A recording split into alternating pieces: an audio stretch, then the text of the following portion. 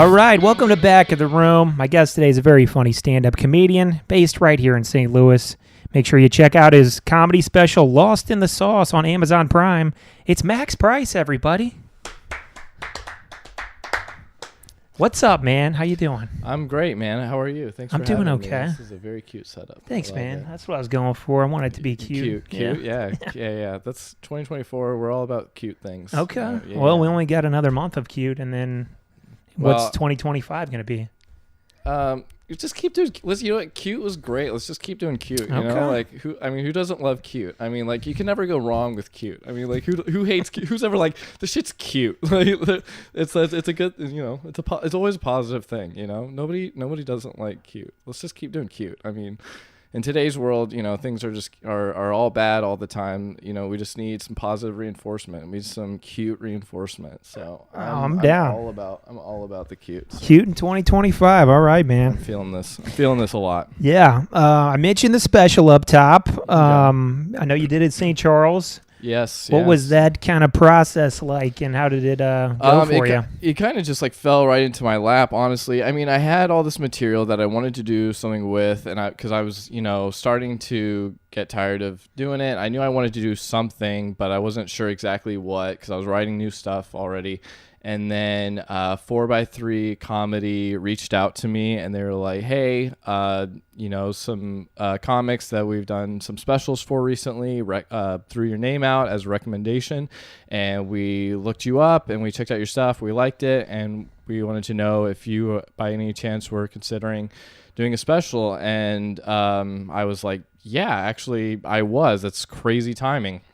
And I was like, give me a second to like kind of figure out like, you know, where I would want to do it and how I'd want to do it and blah, blah, blah. And not even 2 weeks later, I got the green light from Matt to headline a weekend at the Funny Bone St. Charles.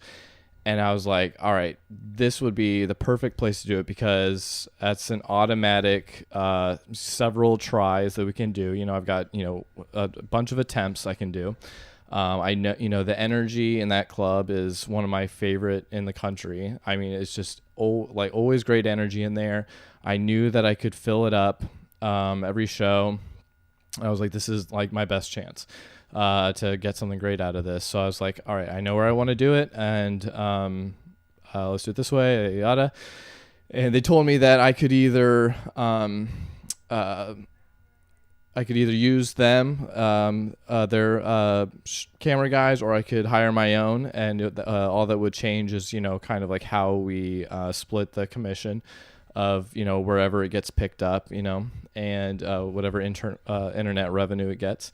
And I chose this guy at Cleveland named Jared Camp. He'd done a few, and he'd been following me for a while, and I'd seen some of his stuff, and I really liked the way he did his specials.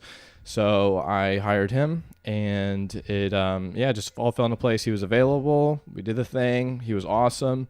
We got it on the first try, the first show. We literally didn't even need to use anything from any of the other shows. It was just you used the first show? We used the first show literally all the way through, just start to finish. The first show was the best set of my entire life, without even it was like, here's like this set, then my second best set is like down here. I mean, it could not have been better. And like the whole week was great, but the first show that we did it with was like, I mean, absolutely perfect.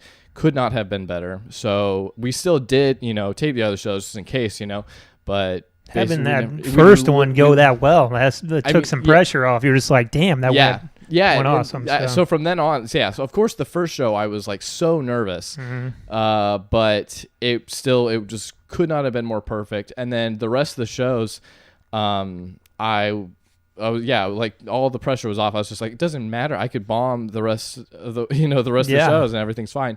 And yeah, it was perfect. They were Jared and his wife actually is his assistant. She helps him. They were both so easy to work with. They were so awesome. They're so helpful, and they did it perfectly. I loved how it turned out. And so we got the special, and we originally shopped it to Tubi because they were blowing up and their stand-up category looked awesome. And so they was like their stand-up category had gotten like a recent like in a publication, it was like a top 10 best places to watch new stand-up and stuff. So that was popping off a lot. So we're like, let's try there. They said yes. And like in the process of it, the board fired their CEO. They got a new CEO, and the CEO comes in and it was like, I'm changing everything from the ground up. All the stuff. Yeah. It wasn't even that. It was just like they wanted to make all these changes. So everything they had in their queue, mine was like one of like 4 specials that was like in the queue. It like all it needed was like they needed to do the subtitles, they needed to like do the rating and like the the description and everything. It was all that was left, and they were like, hey, some things I've like turned around, and we have to put all of these things, including your special, on a delay. So we're like, okay, how long? They're like, we don't know, we'll keep you updated. So it was supposed to come out in February of this year. They changed it to March. Like I said, okay, March rolls around, they say, all right, you need to give us till like May, maybe even June. We're like, okay. That comes around, they're like, we don't even know. Things are like really, like whatever. They were just being very vague and just not like, so the 4x3 was talking to me, and they're like, hey, I mean, the longer we wait, the more like the buzz is dying from the special. As much as it sucks, why don't we at least shop it elsewhere and see who else is interested? Shopped it everywhere, and the only big name that said yes, that like would do well, was Amazon Prime.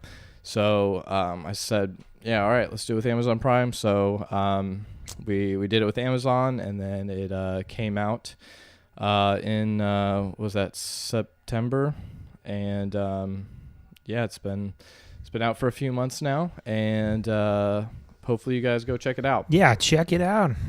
Congrats on that, man. That's awesome. I know it's the stars kind of aligned, it sounds like, and it all kind of worked out. So yeah, it got a little weird there in the middle, but we got it figured out. That's good, man. That's good. Yeah. I know you got another show coming up this weekend, right? Are you doing with Big J? Is that right? Yeah, I'm with Big J at Helium Thursday through Saturday. This probably won't be out before then, but that's cool. I mean, that's. Have you met him before? It was a lot of fun. I'm sure it will be. He killed. I have met him before, actually. The last time he was at Helium, I was there, but I was in the secondary room. Okay.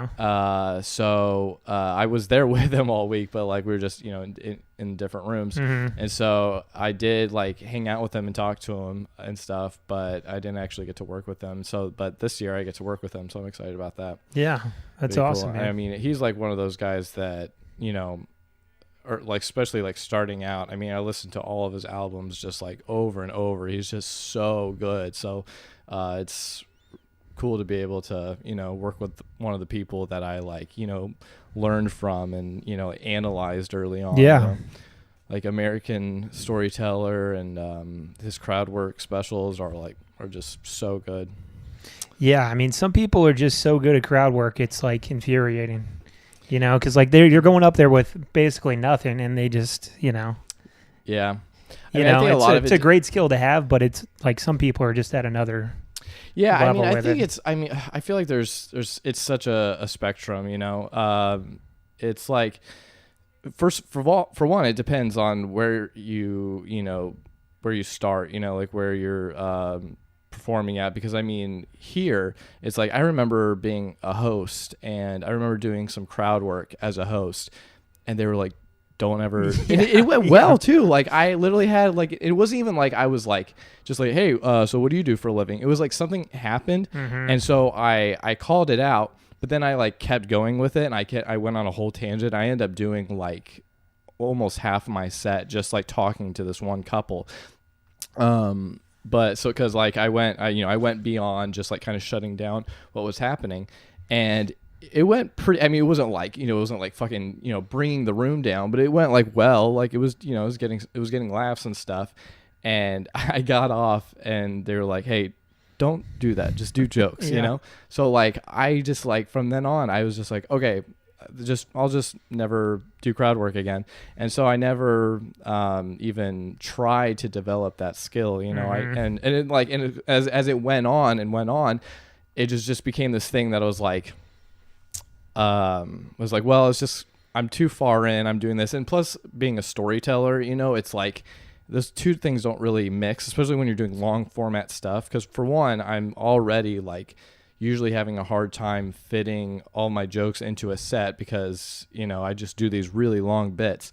But two, I noticed that even those couple of times I tried to like work with crowd work, it would just encourage people to like start talking during my set. And especially when you're doing long form, that can fuck up your momentum so quickly and just ruin, you know, like, if it was like 3 minutes to do a 10-minute bit, it can take you another 3 minutes to like really get them back on track. So then it's really just 4 minutes of this 10-minute bit that's like even working. And you got to remind them what you were talking about. Yeah, and exactly. That's, I hear you. Yeah. And it's like in you know, you're kind of like working on a, you know, like on a gradual, you know, incline of like information and everything. And if they are kind of like forgetting about that because of this thing, then it's like, yeah, you're just digging yourself out of a hole already, which you don't want to be doing. So I really never worked on it, but honestly, I'm not like upset about it because, especially with my style, I'm just like, I don't even want to do crowd work in the first place. And I feel like it's just so overdone now. Like if I was to get up on there and be like, and ask someone what they did for a living, I feel like I'd throw up in my mouth just because like every single fucking person on Instagram does that. And it's like, the one thing that I never want to do is what everyone else is doing, you know? I want what I'm doing to be unique. That's why I tell like all of my jokes are personal stories that have actually happened to me.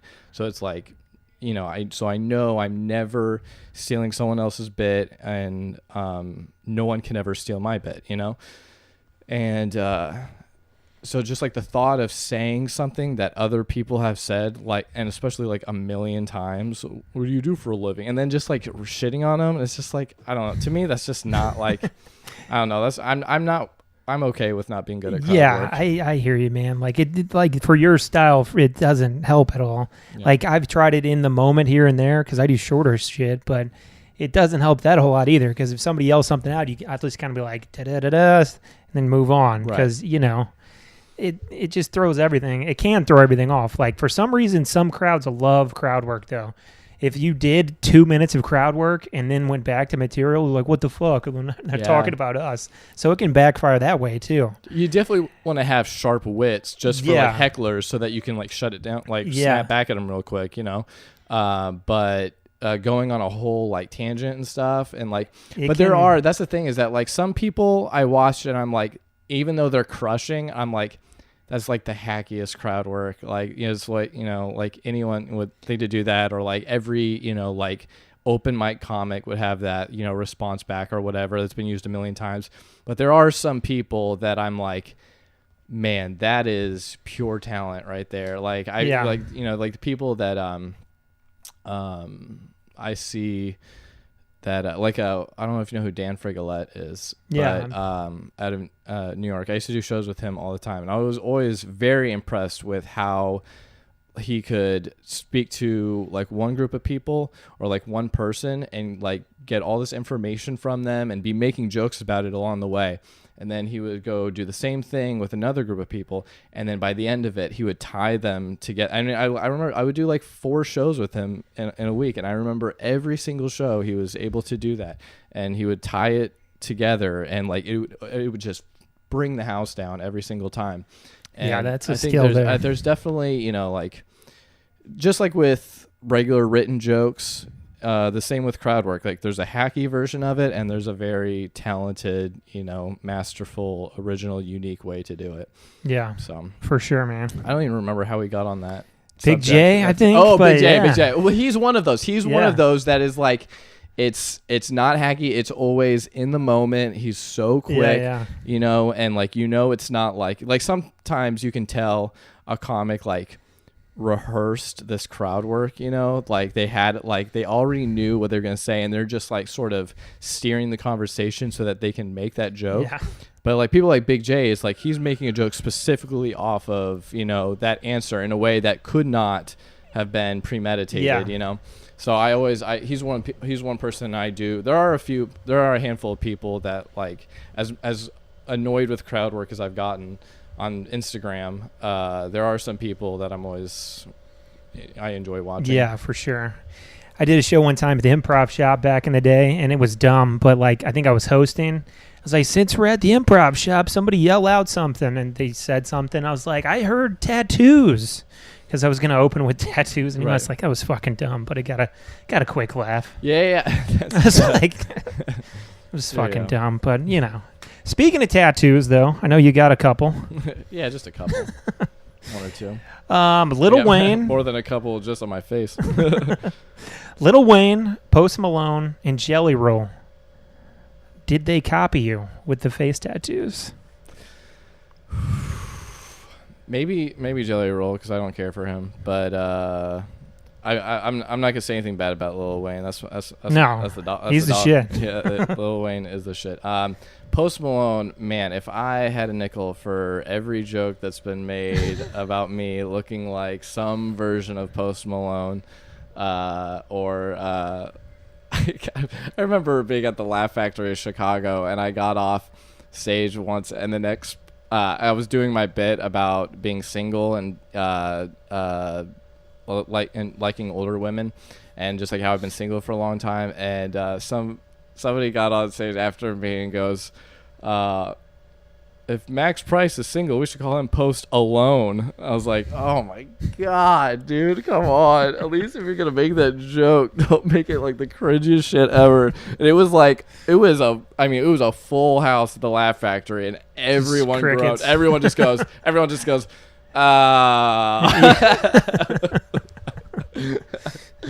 oh man. But yeah, I hear that all the time. I do think that at least what I have is unique enough, though. That's another thing, is like any tattoos that I have, like I want it to be something that I haven't seen on, you know, other people, you know. Yeah, that's this a good one. Ever since I got this one, man. Halloween, dude. everyone thought. Well, I just got it this summer, so this is like my first Halloween with it. But everyone thought that it was like leftover Halloween makeup. So like the day after Halloween, everyone, or like even the days leading up to it, they're like, "Oh, what are you gonna be?" Or someone was like, "Oh, what were you that you had that?" And I was like, "What are you talking about?" And they're like, that's Halloween makeup, right? I'm like, "No, this is on here, baby. This is me year round, man."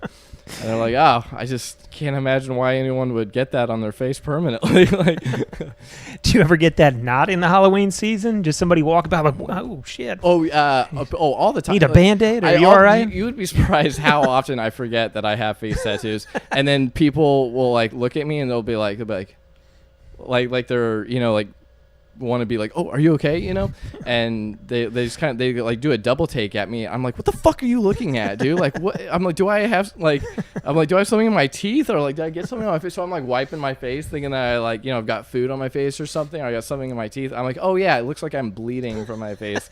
I probably should have considered that when I got it, but I also don't consider the consequences of anything. I just do what I want, and I'm like, whatever happens, happens. Fuck it, man. And boy, has it fucked me over my whole life. Yeah, I mean, at some point you're gonna have some old lady with bad eyesight that's gonna be like, "I got a Band-Aid in my purse here." She got a handkerchief. She's like, you know, dude, they lick it. Yeah, you mentioned getting like, you know, unique tattoos. Do you remember I'm sure you do. What was your first tattoo? My first tattoo was not unique, but I was also 16. Okay. I just have Sublime written on my back. Okay. Like, you know, the self-titled album from Sublime, and it's just Bradley's back, and it's he had Sublime tattooed across his back. So I just got that. Well, at least it's in that font. Like if it was just like Times New Roman or something, it's like okay. Yeah, I got that, but I couldn't afford like how big that was, so it's Yeah. just small. So it's smaller, it's smaller, and for some reason coming off the E, I got a 3-leaf clover or 4-leaf clover. I'm not even Irish, dude. I don't know why I did that, dude. I don't even remember why I thought that was a good idea, why that made sense. Lucky, I guess. But it's the dumbest tattoo. And the guy who did it, like, said no at first. He was like, I don't even want to do this shit. And he was like, because he goes, listen, dude, I know you're 16 and you think this is the greatest band in the world, but I promise you one day you're gonna look back and you're gonna regret this. And I was like, nah, dude. I'm fucking Sublime for life, dude. Fucking let's do it. I'm fucking so in it. It was just this stupid stoner. It's just like fucking yeah, man. This is me forever, dude. I'm never gonna change. Well, I'm sure you still like him now, right? I regret the tattoo. He was right. I do still like I do still like them. They're not my favorite band anymore, but like I still listen to him every once in a while. Yep. But like I could tell he was just like so frustrated with me, and I'm just, a dumb 16-year-old, and I mean I deserved like all of the fucking just animosity he had toward me. Like every bit of it I totally deserved. I also didn't know at the time that you're supposed to tip a tattoo artist. I was 16. I don't fucking know, And so he reluctantly did the tattoo. I didn't tip because I didn't know, and I would just every second as I walked out the door, I could feel his hate toward me. And I'm just, in my mind, I'm just like, what this dude's a dick. What's his problem? And looking back, I'm like, oh my God, I would have been even worse to myself. Maybe he got to the end and he got to the E and he was like, he's not going to fucking tip. I'm going to add this fucking clover on here. Yeah, right. That was his little, it was more unlucky than anything. The other day I saw this dude. He was probably, 65. Right here on his neck, he had the Garth Brooks logo. Hell yeah, dude. That's so He's sick. a hardcore fan. I mean, that's like... And then, I would get that just ironically because it's fucking hilarious, dude. This was not ironic. I don't even know what the Garth Brooks logo is. It's a lowercase g in a circle. And now he's got some kind of sexual allegations out. And I was like, ugh. Oh, yeah. I heard great. about that. But, he's probably gonna blame it on his alter ego. What was that alter ego he did? The emo alter ego. Oh, Chris Gaines. He's gonna show up in court like, Your Honor, that was Chris Gaines. That was clearly Chris Gaines. Garth Brooks would never assault a woman. All right, Chris Gaines is just he's a wild card. All right, we don't know what he's gonna do. All right, I saw that he in an interview he was like, I regret doing that. He has to. That was so fucking stupid. So dumb. That was like the peak of his popularity, and he's like, "I'm gonna do this weird emo guy." This like Trent Reznor off Temu, fucking. That was stupid as fuck. I know, like it's like really hard to find because he did an album like that, right? And I don't know any of the songs, but I think it was like a whole album of the guy. Music, and it. You can't find it on Spotify. I know that much because I remember trying to find it and see how dope it was. I think I found it on YouTube, but that's so funny, dude. Yeah, we're gonna hear the Chris Gaines defense in a couple months, I'm sure, with this trial coming up. But we're gonna take a quick break. Be right back with more Max Pryce, everybody.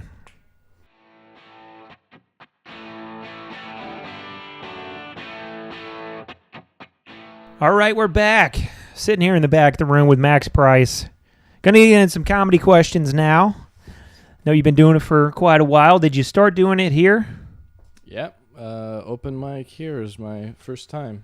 February 20th, one of those days in February of 2014. Okay. Yeah, almost 11 years now. How did it go? The first time went great because, for one, back then, that's when, like the open mic would sell out, it was just like and I was so spoiled, because like, I started that way. So I'm like, oh, this is what comedy is like, like sell out shows at an open mic. Can you imagine? Yeah. Can you imagine a sold out show for an open mic here now? But, that was, compared to now, the economy was booming back then, you know? Yeah. So, people were just going out all the time. And But even still, like, every now and then there'll be 50, 60 people at the open mic, Well, and you go to other towns, and it's not like that. Yeah, well, because, like, here, when you have that, it's usually, like, one or two first-timers, like, bring a ton of people, It's like, here, it was just selling out, just people coming out, and so so like the energy was high, they're doing, they did the whole, this is first time ever, so show a lot of support, plus I, brought like a bunch of friends stuff. So like my first time I killed, but like, I mean, my first several times I was so nervous that I was like drinking and taking Xanax before I went on stage, just to like calm my nerves, so I was just like freaking out. And the first time I was fine, but the second time, and also I had it in my head that like I needed to have a new 4 minutes every single week, So I was like, which I mean isn't a bad, Well, but your first time to second time, you don't have to have a new exactly 4. Yeah. So the second time I was like, okay, well I need a completely different 4 minutes and stuff, and so like you spent the whole week, like practicing that 4 minutes and everything. But I got too drunk, or, Xanax and alcohol. I'm just so fucked up. A minute in, I completely blanked on what I was talking about. And, I mean, it was probably like 30 seconds, but 30 seconds feels like an eternity, on stage. So I'm sitting there, I completely blank. And, it's like just the most...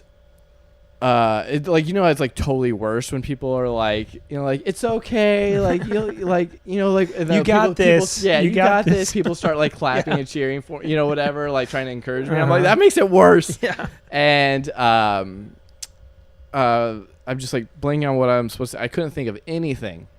And then this was this is how good the open mic used to be. Is that back in the day when John Morgan was doing the weekend here, he would come in on Tuesday and he would host the open mic before he did his Wednesday through Sunday. That's crazy. Which is absolutely insane. Yeah. Which is, I mean, like the thought of that happening now is so insane. Like I had him on here, and I feel like he would still do it. Like he still loves doing comedy, but like he doesn't have to do that. Right. But like, I mean, yeah. he didn't have to. He just he just did it. Yeah, he just did it. That's crazy. So it was fun. And I mean, God, and he would do a joke in between each comic and just absolutely level. Yeah, it was just insane, leveling the place. And God bless him. I'm trying to think of what to say, and he goes, "Talk about your tattoos." And I just happened to have a joke about my tattoos, and that like reminded me, got me back on track, and I did that. And of course, then everything's bombing. I just lost all momentum, whatever, and everyone's just like, oh well, he sucks. At least you got back on track. At least I was able to do jokes or whatever, and I got off stage and I was so humiliated. I was like, well, I can never come back. I was like in my head, I was like, I'm never doing this again. I'm like, I'm too humiliated. I can never show my face here again. This is just whatever.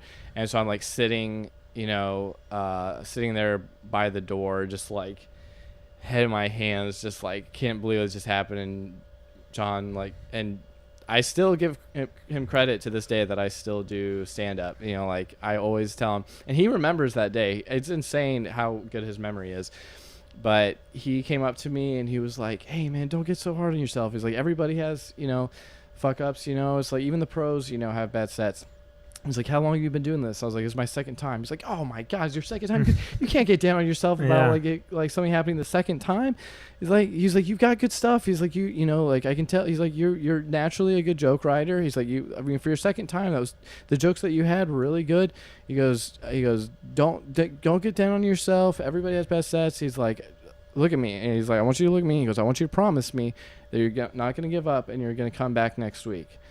And I was like, "All right, I'll come back up next week," because like, and I didn't know like how things worked or like, or I didn't even know who he was. I thought he was going to be there like all the time. You know? So I was like, I'm like, well, I like this guy. I want to, hang out with this guy again or whatever. So like, I didn't realize like he was just in town, whatever. I didn't know how things worked. So of course I didn't see him again until the next time he was doing a headlining weekend. But But every once in a while, when he's headlining, I'll still come up here and and we'll talk. Every once in a while, I'll bring it up and be like, "Man, I've been doing it this long, and I never would have if you hadn't." That's awesome, said man. something to me. Just he didn't have to do that. He went out of his way to console me and tell me not to give up, and I love that man. Yeah, shout out to John, man. He's a good dude. The Raging Cajun, man, still one of the funniest people. Yeah, ever. he kills, man. Few people can level a room the way he can, man. It's absolutely insane. Yeah. Who were some of your favorite comedians, like when you first started, or even like now, like top 3 or something? Yeah, those changed like over time. The comic that made me the first comic I ever saw on TV was Brian Scalaro. Is on his Comedy Central Presents, back when it was Comedy Central Presents. That was like when I first saw stand up for the first time. And then when I was 13, I started like diving into comedy. I was obsessed with Dane Cook, and so he made me like start loving stand up. And then the special that made me want to start doing comedy was Cat Williams' American Hustle. Like watching that, I was like, I just want to try this like once someday, And I used to watch that one and Dave Chappelle's Killing Them Softly all the time. And then as I started getting into stand up more, I really liked Dimitri Martin and Bill Burr and Pablo Francisco. And like right before I started, I got super into Daniel Tosh. I became like obsessed with Daniel Tosh. And basically when I started, I just wanted to be the next Daniel Tosh, So I was like writing like overly offensive jokes, and like shock, a lot of shock humor and stuff. But it's like his shock humor and overly offensive stuff is good because he's also a good writer, But it's like when you start out, it's like when you're inspiring someone their first time, they're just being shocking and overly offensive. They're not being really good about it and funny, Yeah, it takes time to learn that it's really hard to make an offensive subject funny and work in a stand-up set. And so I just wanted to be him. And I quickly grew out of that once I kind of got the feel of what comedy is like and, what you need to do. And also just like trying to be more unique, not just trying to be somebody else, And then along the way, I discovered who I would consider like my three, I would say my three, or I would say my 4 biggest influences. Actually, I have a top 5. I would say number 1 is Nate Bargatze. Actually, probably tied for 1 is Nate Bargatze and Gary Goldman. I think Nate Bargatze is like the pinnacle of comedic timing and delivery. He's just like who you want to study if you really want to like learn comedic timing. And then as far as writing goes, I think Gary Goldman is like the peak of writing, especially if you want to be a storyteller, which I did. So a lot of my storytelling was influenced by how Gary Goldman does his. And then Nikki Glazer, Tommy Johnigan, and Kyle Kinane. I would say those are the 5 that probably, like, my stand-up is like, it's still very, like, me and unique to me, but, like, as far as, like, who I learn from to, like, figure out, it's like I'm kind of like I take from all 5 of those. Yeah. Those are all good, man. All the comics you mentioned were great. I remember, like, a post from Gary Goldman, like, he showed his laptop, and like all the keys were missing the letters because he typed on it so much. So like the letters were worn off just because he writes so fucking much. Yeah, he does, man. He's so good, man. He's truly incredible. Well, he was like the one who taught me how. To me, like everyone has their like what they go to the most. For me, like the comedy Bible is Gary Goldman's 365 writing tips. I copied all those down. That was great. That was crazy how he did that. I did too. And then, of course, after he was done, someone made a culmination and put it on a page. I was like, okay, I could have just. Yeah, I did it in a Word document. I was like, I guess I should have waited. Yeah. But I still go back to that. And like a lot of the jokes you hear from me like came from me utilizing one of those tips. But he's the one who taught me the idea of like, just because you wrote a joke that isn't like really your style, you can still utilize them. Because like I remember I would write like these short jokes, but putting him in my set was weird because it was just like not really, it didn't like flow with anything, or like it was just like a short joke, and it didn't work well at the beginning but also didn't work well in between these long stories, so it didn't make sense. And he was the one who taught me that you can like find a way to make it flow with one of your stories and put it in there, and you can just punch up a story. Like I had I had a joke that was like, it was probably like 2 minutes, but there was one line in it that killed every time. Every single time, it killed every time. But it was just 2 minutes. 2 minutes for one line was just way too much. Mm-hmm. But I found a story where there was a part in it that could kind of like, I could use that line in that story. And instead of doing this long 2 minutes for one line, I was literally just doing that line in this long story and just punching up the story. Yeah. And so he taught me how to punch up these long stories by utilizing your other jokes that like you don't know what to do with, and just gotta put them in there because you just gotta find a way to segue. Yeah. I kind of have that on the reverse because I do a bunch of short stuff, and then if I try to tell a longer one, everybody's like, what the fuck? Right. So, I mean, sometimes I'll do a longer thing in like an open mic, but if you do like 5 short jokes and then a 2 minute long, 3 minute long joke, it's like, I don't know. I'm not a very good storyteller, but there's definitely a way to do it. I mean, there's for sure. Like that's like the opposite of what you're saying. You also can't just start with like a long story. Yeah. Because like I do long format bits, but I start with but I mean even my shortest joke is like a minute.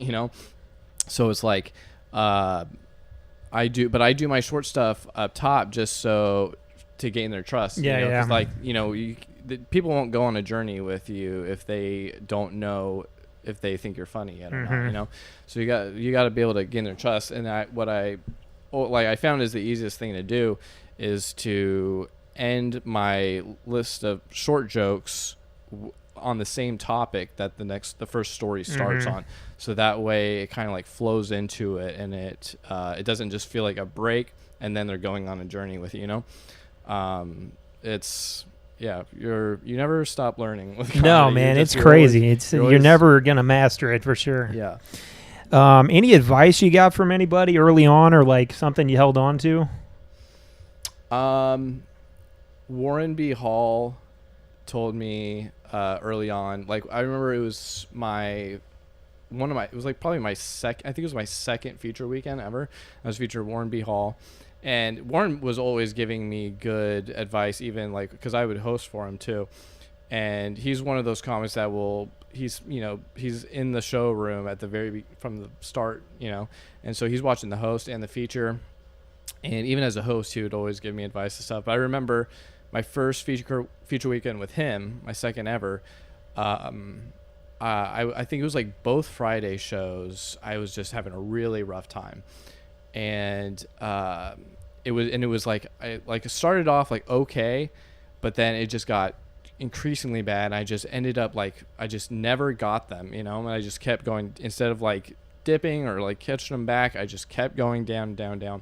I had 2 really bad shows, and so he took me aside and told me what I was doing wrong. He's like, don't ever let the audience determine your energy. You determine the audience's energy. He said, your problem is that you start out high energy, because I am high energy. I am a high energy comic. So you're starting out high energy, but as soon as a line or a punchline doesn't hit, you're like, you can like see how that like affects your energy, and you like bring it down because you're like clearly like disheartened, and then you're just kind of like you're doing these bits that are clearly meant for high energy delivery, but you're doing them like slow and monotone and stuff because you're nervous about putting out that energy and not receiving it back. He's like, he told me, whether you are killing or bombing the entire set, you maintain that energy. You perform as if you're killing, no matter what is happening. You still perform on that, and that the amount of times that has saved me. There's been shows where I would be doing like a 25-minute feature set or something, or even like a headlining set, and the first 5 to 10 minutes are just not going well, and I cannot get them. And without voluntarily thinking of that mindset, I would have just, slipped into it and just let it bury me. But I maintained that energy, and eventually around like minute, like 12 or 13 or something, finally like something happened where I got a big line, a big punch hit, and I just rode that momentum, and ended up having a great rest of my set. And without that advice, I would be screwed many times. So I've always maintained that mindset. Even to this day, every once in a while, like if a show is not going well, I'm like, don't let it affect how you're performing. You keep doing what you do, and don't let it, shake your confidence, and don't let it show that it's shaking your confidence. And that's some of the best advice, at least like advice that I've utilized and has just helped me so much in my career. Yeah, that's great advice, man. I definitely have gotten, there's definitely been lots of people to give me great advice. Ryan Stout is one who also watches the host and feature set, and he gives them advice. He's a great guy to work with. He was also on the podcast. Yeah, he gave great advice on here too. He was awesome. Man. He's so awesome. He gave me so much great advice with all my jokes. He was the one who always taught me, is like, don't just talk about a thing, talk about how that thing makes you feel, because people want to know your thoughts on it and your emotion towards that thing. And so he's like, always try to like add an emotion to what you're talking about. And so I've utilized that a lot too. And it's true. And he's like, you have a lot. He's like, you don't realize how much power you have with that microphone. He's like, you can, if you're, you have enough conviction on a certain idea, and you display that emotion strongly enough. He's like, you can get them to, believe in something they didn't believe in for, and completely change their mind about something. So that was great advice. I remember, I can't think specifically what it was. I've gotten great advice from Rich Voss. Rich Voss taught me to never turn down a hosting gig. He said, hosting is, nothing makes you better than hosting, because he goes, if you want to be a killer, go up with that material to a cold audience. He goes, if it kills, he goes, if it does well in front of a cold crowd, it's going to murder. Yeah, hosting is tough. So he's like, nothing makes you better than that. He's like, that's how you learn if your jokes are really good. If your jokes are working for a cold audience, he goes, they're gonna, blow them out of the room. Yeah. Once you're featuring or headlining. That's great advice, man. Got a couple segments for you. I don't even know if these are segments. We're gonna try some stuff out. Okay, let's do it. We haven't done this before, but gonna call it shout outs and call outs. Just some interactions I've had lately that I want to shout out. I broke my iPad the other day for work. I don't know how. I just like put it under my arm, and then I pulled it out, and it was like shattered. Like I didn't drop it or anything, but it was fucked up. You're calling out Apple? I'm calling out Apple a little bit for their screen. Sons of bitches. And I'm going to shout out E-Tech Solutions in St. Charles. Jerry is the fucking man. Called him up. He's like, bring it over. 2 hours later, it was done. So Jerry. Yeah. I love Jerry. Classic Jerry. Classic Jerry. He just knocked it out. What a guy, dude. Doesn't that seem fast, though? Jerry over Apple, dude. Yeah. Apple fucking... God dang it. We need more Jerrys in this world, is what I'm saying. I hate the chokehold they have on me, man. They just... Oh, man, they suck, and yet I just keep coming back. You got to go to this right here, Max, the old Samsung. Is that the Matrix on there? Yeah. That's so funny. I love that, dude. You remember that old 1999 movie or whenever the fuck that came out? I love that so much, dude. Yeah. Shout out to Jerry, though. He's the man. You got anybody you want to shout out or anything? Or I mean, God, I don't know what I can shout out better than Jerry. I mean, Jerry. He was the fucking Jerry's man. gold, dude. Gotta love it, Jerry. I don't know Jerry I don't like. Jerry's get shit done, you know? Jerry I mean, you can't be Seinfeld. named Jerry and not like be on the ball, you know? I've never met like a lazy fucktard Jerry, you know? I'm trying to think of one. Even the famous one, I can't. You got Jerry Seinfeld, Jerry Stiller, Jerry Springer. Any famous person, obviously, they're a go-getter. They worked hard enough to be famous. But infamous Jerrys, I can't think of any. I want to.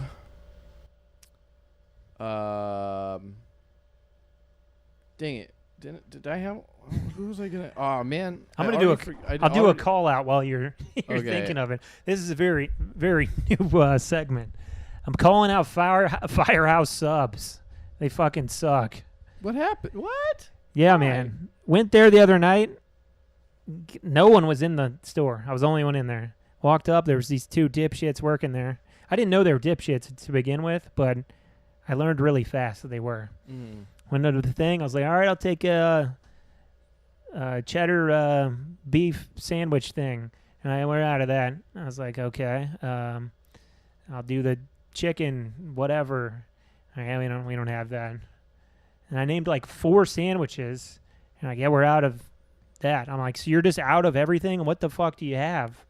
And they're like, we got meatballs. I was like, okay. Didn't really want a meatball sandwich, but that's what I go to. That's what.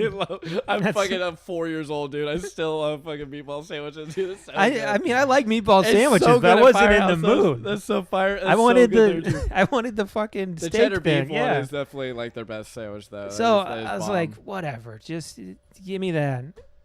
They bring me in all this shit and whatever, and then I see one of the fucking guys. He just goes over, he grabs a bun and sets it on top of the meatball thing. They scoop like 2 meatballs out, and they're like, yeah, we only have 2 meatballs. I was just like, what the fuck?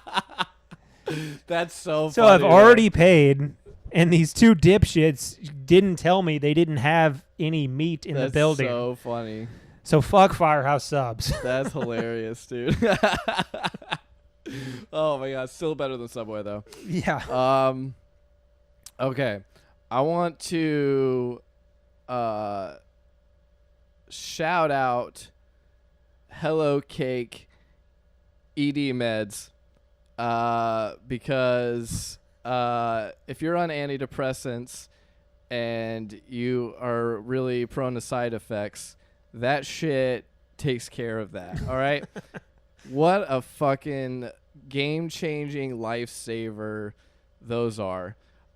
So in doing so, I want to call out Effexor because, god damn it, okay, if you're a scientist or whoever makes pills, and you're creating the cure for depression, maybe don't make one of the side effects the only thing I want to be alive for, okay? Like, the only reason I'm not killing myself is because sex exists, okay?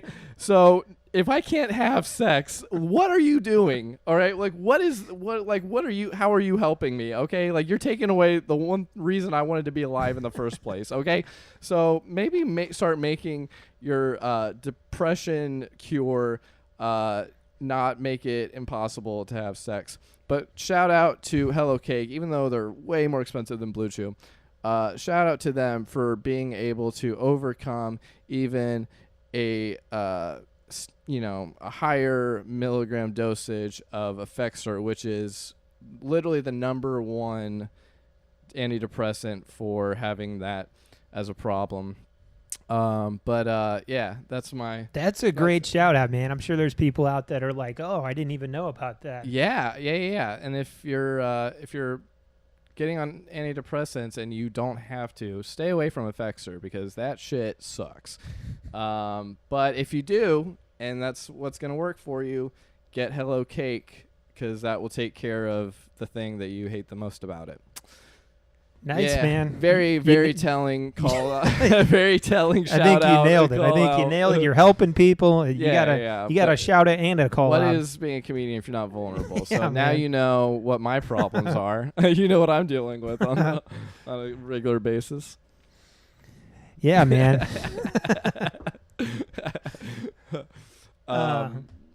what was the other thing we were talking about? You want to do the other segment? Yeah. What was Okay, all right, we'll take a quick break. Be right back with more Max Pryce, everybody. Oh, okay.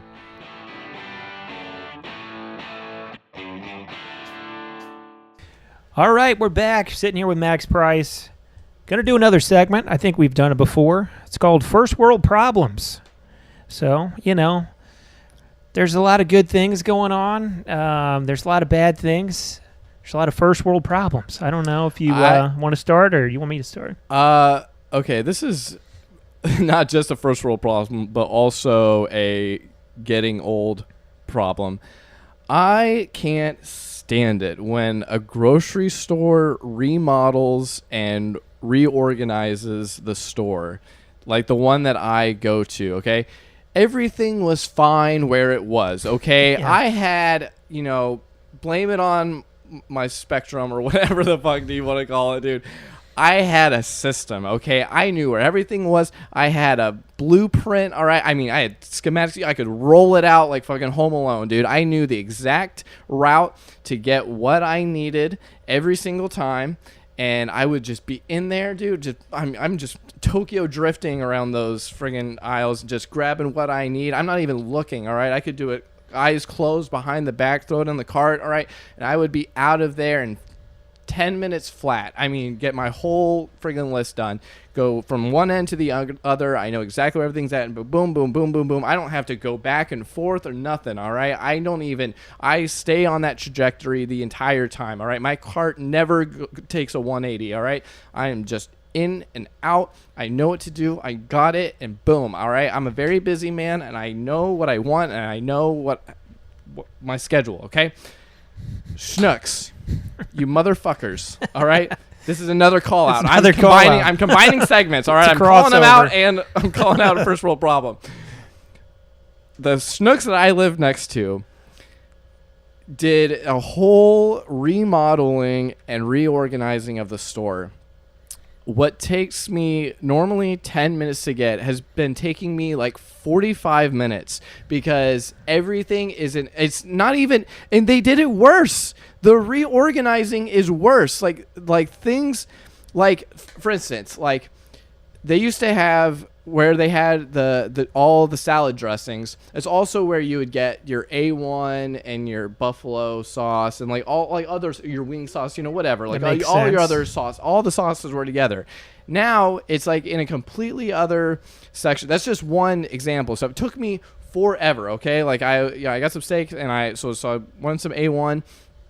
And it took me like fucking 15 minutes to find this fucking A1 because it wasn't in the salad dressing aisle. And that's just one of many things. There's it used to make sense. It used to, everything was where it was next to. It just like categorically it made sense. Like it was very adjacent to each other.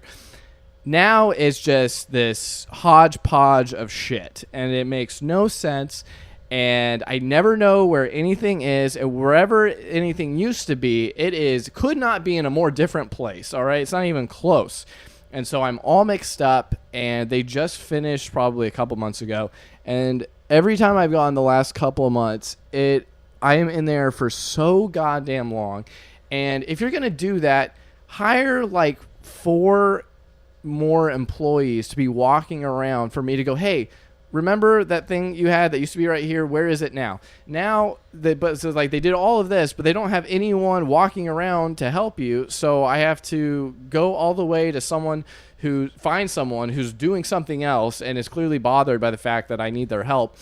And I have to, and then like, the other thing, another problem that I have, you don't have to walk with me all the way there. Okay. You can at least like, Aisle 13. Then I just feel bad. Yeah, just tell me what aisle it's in. I can figure. Like if you just give me the direction, I can go there myself. I just don't know where it's at. They treat it like like they have to join your scavenger hunt, and like it's like a team effort now. Like I don't want to take you away from what you're doing because like I know you're upset about that.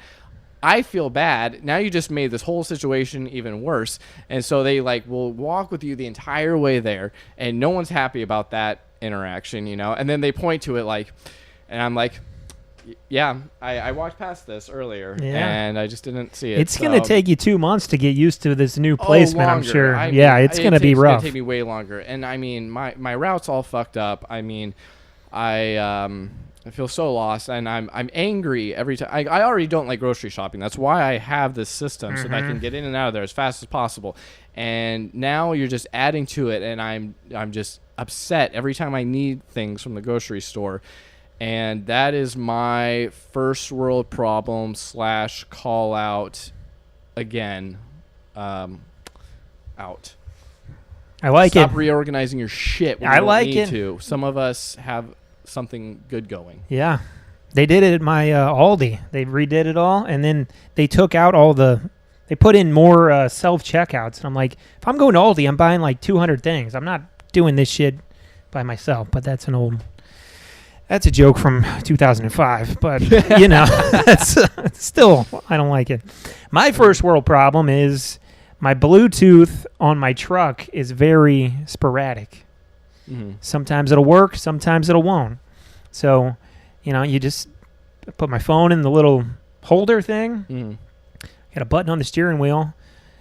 It's like, please say a command. It's a lady. Mm-hmm. She's a little bitchy. I don't Yeah. know if they programmed her like that or whatever. She's like, please say a command. I can't do her voice, but she's a robot lady. It's kind of bitchy. I like Bluetooth audio, and it's like, Bluetooth not found. Yeah. Is They your almost kind of like, and when you're having a problem with it, the tone of voice almost sounds like they're like, oh, too bad. Oh, I can't find it. Yeah. this worked 5 minutes ago before you stopped at QT, but now it doesn't for no reason. And I get so fucking mad, I just start screaming at the fake lady. It's like, you robot bitch, just fucking make this work. That doesn't help either. But, it'd be nice if it did. Like they then could it makes it worse, and they're like, cannot understand your command, and it just takes you off to a whole new thing. I hate Bluetooth so much that I just got the USB plug-in, the aux cord connector. I got that too. It's not working. What? I got the charging, Throw the whole truck thing away, dude. I know. I think it's probably maybe unhook the battery and reset it. I don't fucking know. I just haven't had time to do it, but it's a real pain in the ass. What kind of truck is it? What brand? F-150, but it's a 2011. We're calling out Ford. Ford. Let's just It was probably the first year of Bluetooth or some every shit. problem but we have, we're calling out. We're calling someone out. Yeah, but they are first world problems. Bluetooth but Bluetooth is a bitch, dude. Yeah, help us out a little. My Bluetooth's on. Just fucking work. Yeah, it's kids in Gaza don't understand, dude. Like when you can't listen, when you can't hear $1 Million Baby for the 14th time of the day, I mean, it drives you insane. It's really the ads on regular radio, because I'm like, fuck, I'll put it on the point, and it seems like every station has queued up to where the ads are at the same time. So you just gotta, I don't know. First world problem, but what are you gonna do? First world problems. Yeah, we'll wrap things up. World problem. What is a second world? I mean, like third world problem is just like water. Well, yeah. Well, no, I know that. I know. Second world. Like who is second world? Like we're first world. Like like what third world? But like what? Mexico.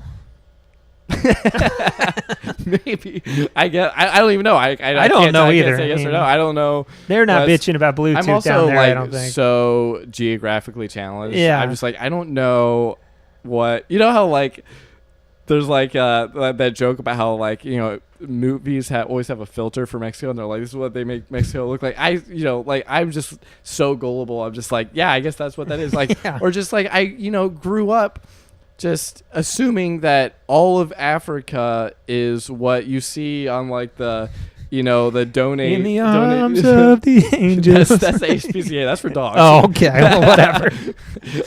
I would like if they use that for literally everything. that song. I just assumed that was what all of Africa was, because like I don't know, it's just like you see what I saw in commercials and what you see in National Geographic and in your textbooks in school, you're just like, whoa, like end to end, dude, from top to bottom, it is desolate, dude. Like, what are they doing there? And then I get to like my 20s and I see someone post pictures of their trip to Africa. And I'm like, what? They've got shit there. Like, they're okay. I guess in certain areas, I don't know. I mean, some areas are not, but I mean, everywhere I think has bad, you know. Yeah, let's try to get some comments from third and second world, and then I'll probably cancel this segment forever. If other countries were like just only showing pictures and videos of Skid Row, you know, it'd be like, whoa, America's bad, dude. You know, it's like, I don't know. It's just but I think that's just probably, you know, the blind nationalism propaganda thing. They just want everyone to think that everywhere else is horrible and we've got it, you know, made here. Yeah. I mean, I guess I'm bitching about my Bluetooth on the truck. So calling you out, the government. I'm calling them out, everyone, dude. Yeah, man. Well, let's wrap things up here. I know we got to get to the mic. Where can people follow you on social media, all that kind of stuff? At Max Pryce Comedy, MAXPRYCE, at Max Pryce Comedy for TikTok and Instagram. I don't really use anything else, so that would just be the way to do it. Cool, man. Well, thanks for being here. My special on Amazon, Lost in the Sauce. Check it out. Thanks for being here, man. Really appreciate it. We'll go check out the mic. Hopefully do some time tonight and have fun. Thank you, sir. Thanks, man. Thanks for listening to Back of the Room, everybody.